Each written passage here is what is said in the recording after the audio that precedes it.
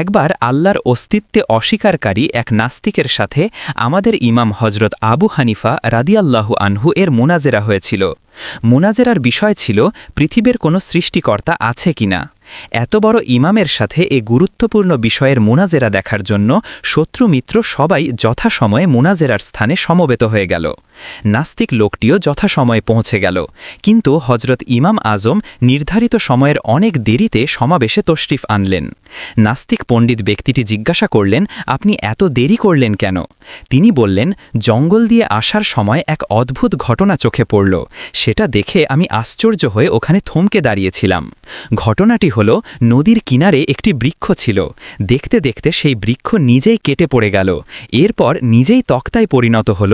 অতপর সেই তক্তাগুলো নিজেরাই একটি নৌকা হয়ে গেল এবং সেই নৌকা নিজে নদীতে নেমে গেল এবং নিজেই নদীর এপার থেকে ওপারে যাত্রী আনা নেয়া করতে লাগল এবং নিজেই প্রত্যেক যাত্রী থেকে ভাড়া আদায় করতেছিল। এ দৃশ্যটি দেখতে গিয়ে আমার দেরি হয়ে গেল।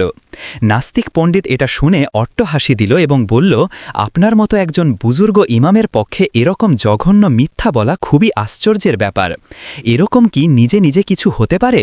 কোনো কারিগর না থাকলে এরকম কাজ কিছুতেই হতে পারে না। হজরত ইমাম আজম বললেন, এটা তো কোনো কাজই না, আপনার মতে তো এর থেকে অনেক বড় বড় কাজ এমনিতে হয়। এ পৃথিবী, এ আসমান, এ চাঁদ, সূর্য, তারকারাজি, বাগানসমূহ, রং বেরঙের নানা রকম ফুল, সুমিষ্ট ফল, এ পাহাড় পর্বত, জীবজন্তু,